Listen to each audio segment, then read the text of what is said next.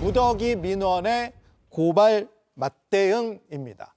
오늘 서울시 교육청이 한 학부모를 경찰에 고발을 했습니다. 네. 무슨 일이 있었길래 고발을까지 했습니까? 네, 지난 2월에 이제 한 초등학교에서 전교 부회장 선거가 있었습니다. 아. 근데 그 전교 부회장 선거에서 이 학생이 이 선거 규칙을 위반해서 이제 당선이 무효가 됐었거든요.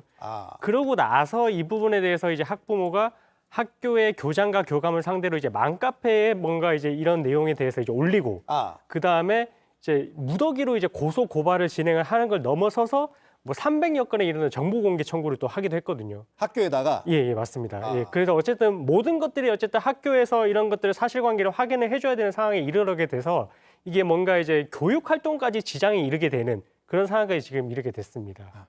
그래서 이제 서울시 교육청이 이 학부모를 경찰에 고발한 상황인데 뭐 300건 정도 얘기를 하셨는데 뭐 고소 고발도 있다 그랬고 뭐 네, 그렇습니다. 어느 정도까지 민원을 넣은 거예요? 네, 이 아이가 예. 전교 부회장의 이제 뭐 어쨌든 규정을 위반으로 뭐 당선이 취소가 됐기 때문에 그와 관련돼서 자신이 궁금해서 뭐 자료를 요청하는 거는 가능하겠지만 예. 그런 것과 관련이 없는 학교의 인사 기록, 뭐 예산 카드 사용 내역, 뭐 사업 내역 이런 거를 무더기로 관할 교육지원청이나 뭐 국민신문고를 통해서 이거를 정보공개 청구를 하는 거예요. 그런데 이렇게 다른 기관을 통해서 정보공개 청구를 하더라도 결국에는 학교에서 전부 이런 행정 민원 에 대한 그 대응 서류를 만들어야 되거든요. 그렇기 때문에 학교에서는 아예 업무가 마비될 정도였다라고 하고 심지어 이 학부모는 이 교감 선생님을 이제 아동학대로 고소까지 했었는데 그 검찰에서 또는 경찰에서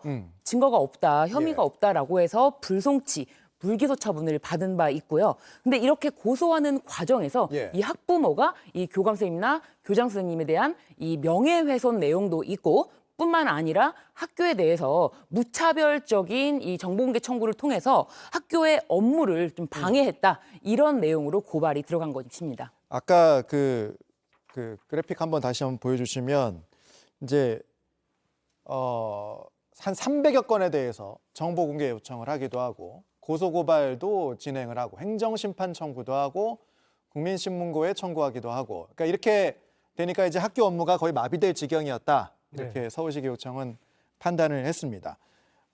그러면 이제 경찰 수사 고발했으니까 경찰은 어떤 부분을 좀 주로 교권 침해 혹은 뭐 업무 방해 이런 걸 따지게 됩니까? 어떻게 수사가 이루어집니까? 네, 아까 전에 이제 어쨌든 고소 고발 그다음에 이제 뭔가 이제 민원 제기된 부분에 대해서 고려를 하면 총 6개월 내에 있었던 일이거든요. 예. 그 형식으로만 봤을 때는 뭔가 이제 학교에서는 이런 민원에 대응을 하는데 이제 어쩔 수 없이 시간적으로 노력을 해야 되기 때문에 뭔가 이런 부분에 있어서는 교육 침해 활동이 아닌가라고 생각이 되는 부분이 있고 그러면 이제 그 고소 고발 내용에 대해서 살펴봤을 때 민원 내용도 살펴보면 뭐 도로를 공사를 했을 때 뭐 열성공사 내역을 공개를 해달라 아니면 학교에서 뭐 카드를 이용했을 때 그 이용 내역을 공개를 해달라라고 요청을 하고 있기 때문에 이런 내용들은 사실은 교육 활동과는 완전히 무관한 내용이거든요. 예. 그리고 이 자녀에 대해서 뭔가 이제 그 선거 활동에 대해서 뭔가 이 부분에 대해서 문제 제기를 했을 때 과연 이러한 민원 내용이 이렇게 이제 교장이나 교감이 이 학교의 교육 활동을 하는 데 있어서 관련이 있는 내용인지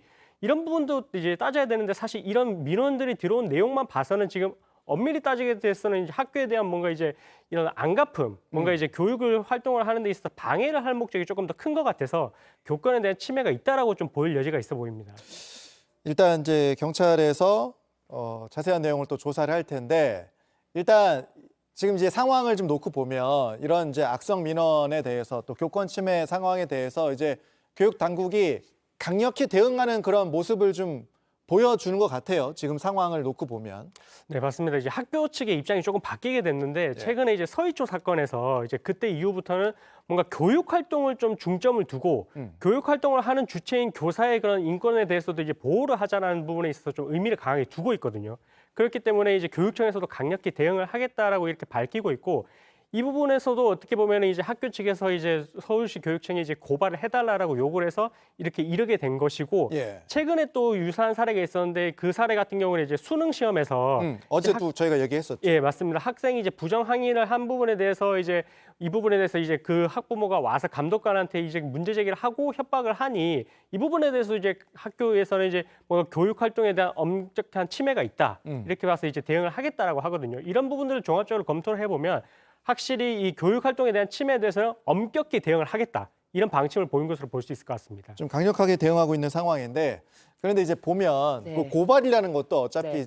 좀 후속 조치잖아요. 그렇습니다. 그러니까 사전에 좀 막거나 차단할 수 있는 조치들이 제일 중요한 게 아닌가 저는 그런 생각이 듭니다. 그렇습니다. 그래서 예. 최소한 어느 정도를 사전에 교사의 교육 활동을 보호할 수 있는 방안이 없을까 싶어서 두 가지 정도로 제가 좀 조사를 해봤는데요. 예. 서울시 교육청은 이제 29일부터 유초중고 특수 학교 대상으로 학교 방문 사전 예약 시스템을 시범 운영한다고 이게 밝혔습니다. 이제 내일부터 운영이 되는군요. 네, 맞습니다. 예. 그래서 이 사전 예약 시스템을 통해서 학교에 뭐 예를 들면은 뭐 교육 활동을 하는데 무단으로 방문을 해서 뭐 교실을 열고 그 수업 내용을 막 침해하고 이런 경우는 좀 차단이 될 수 있지 않을까 이제 그런 부분을 안전을 좀 확보할 수 있는 방안을 좀 마련했고요. 그리고 또 한 가지는 내년부터 경기 지역에서는 단순 학사 일정이나 뭐 단순 문의는 인공지능 챗봇이 답변하는 시스템을 도입한다고 합니다. 그리고 교사 개인의 휴대전화는 일절 공개되지 않는 것을 방침으로 한다고 합니다. 자, 일단 뭐 여러 가지 대책들이 계속 나오고 있지만 결국 중요한 건 이 교사와 학부모들의 신뢰관계가 어떻게 잘 회복이 될 것인가 또 이게 가장 중요하지 않나 이런 생각이 듭니다.